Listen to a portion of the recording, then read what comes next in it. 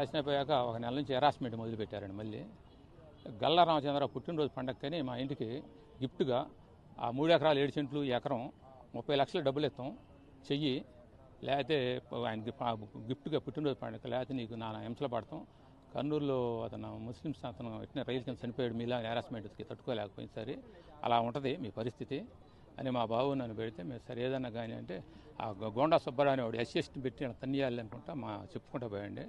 మన శనివారం మేము 1 గంటకి జేకేసి ఖాళీ కర్రీస్ తీసుకొని వస్తుంటే మా బండికి గుద్ది మామూలు నా కొడక మీరు ఎమ్మెల్యే చెబితే మాట అని పడుతుంటే మేము పారిపోయామండి. మా ఇంటి దగ్గరలో సీసీ లేనిదే మా ఇంటి దాకా వచ్చి అది సీసీటీవీలోనే వెనకపోయారండి.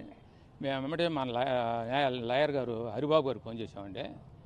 వచ్చేయండి తొందరగా అర్జెంటుగా అన్నాడండి. మేము ఆయన కాడికి పోయామండి. ఈ లోపల మా ఇంటికాడికి పోలీసులు వచ్చి మా ఆనర్ని కలిసి ఆడికి పోయారు చెప్పండి వాళ్ళని.